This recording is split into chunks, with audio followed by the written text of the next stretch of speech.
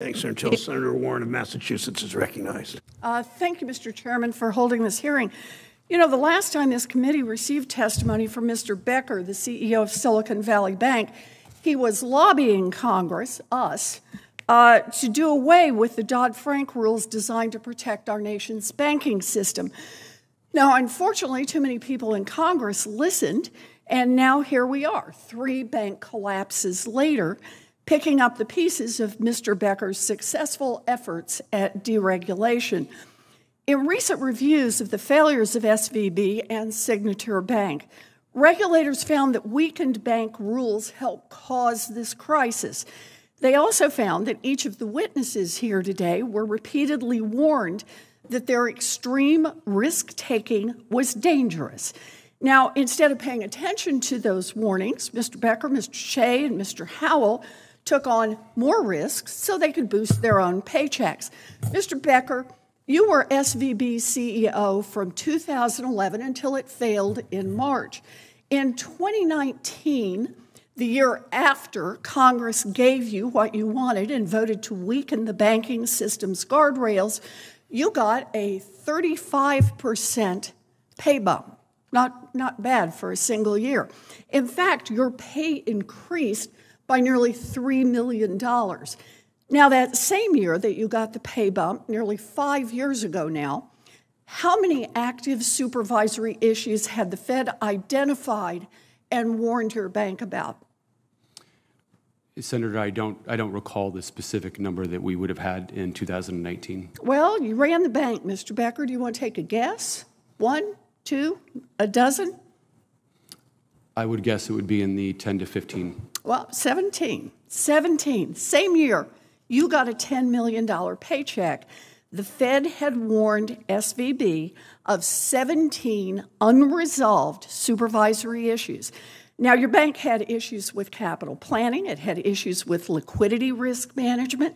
And the bulk of the issues identified by the Fed focused on weak governance. It was a litany of management failures. By the time SVB failed, more than 4 years later, it had 31 unresolved. That's what the public record shows, 31 unresolved supervisory issues.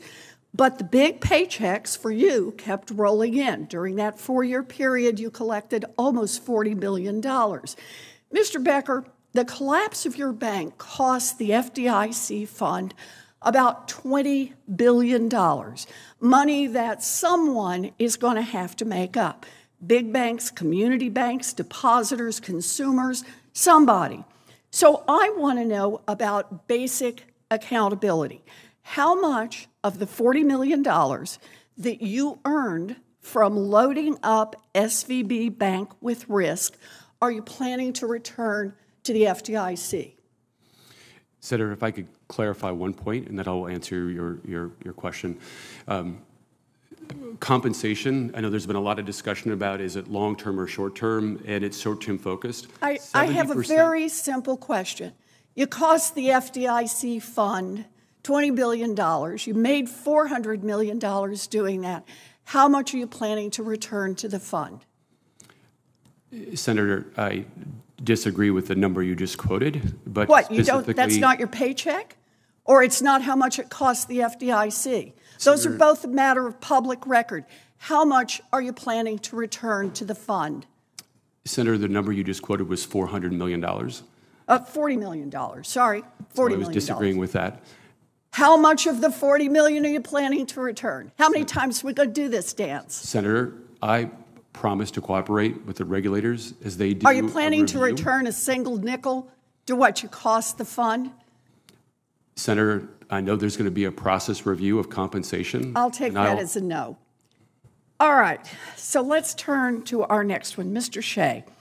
Mr. Shea, Signature Bank's leadership was right there with Mr. Becker. Mr. Shea, you were the chair of Signature's board for the entirety of its 22-year existence. I understand you were also the chair of the Risk Committee for 22 years. So let me ask you, in 2019, once Congress weakened the laws, how many formal warnings from the FDIC about your bank's liquidity risk management issues were outstanding? Don't know. Does number 18 sound right? Yes. Yeah, okay. In fact, you were still chair of the Risk Committee in 2020, 2021, and 2022 when Signature received more warnings from the FDIC and, quote, never adequately addressed the liquidity risk management concerns. So from 2019 to 2023, while the FDIC identified an additional 45 liquidity risk issues, you racked up more than $20 million in pay. So, Mr. Shea, the collapse of your bank cost the FDIC fund $2.5 billion. So how much of the $20 million that you earned from loading up Signature Bank with risk are you planning to return to the FDIC? I believe that Signature Bank was a responsibly managed bank, solvent until the end. Yeah, well, I'm And the sorry. answer Your is, opinion on I what am is a not. responsibly And the managed answer is bank no. is now laughable. So you're planning to return how much? The answer is None. That's I it? am not planning to do so, no. Okay, so here's the thing. Right now, the law says that people like Mr. Becker and Mr. Shea can come to Washington, they can lobby for weaker bank regulations, they can load up their banks with risk, they can pay themselves tens of millions of dollars in bonuses and stock options, and when the banks blow up, Mr. Becker and Mr. Shea get to keep all the money. And that is just plain wrong. And if we don't fix it, every CEO for these multi-billion-dollar banks will keep right on, loading up on risks and blowing up banks, and everybody else is going to have to pay for it. And that is why Senator Cortez Masto and Senator Hawley and Senator Braun and I have introduced a bill to claw back these crazy paychecks and make it just a little less profitable for bank CEOs to blow up the banking system. I'm working with a bipartisan group right here on the Banking Committee, and I hope Congress does the right thing and that we get to mark this bill up, I ask respectfully, as soon as possible. Thanks, Senator Warren. Thank you. Expired. Senator Vance of Ohio is recognized. Thanks to the chair.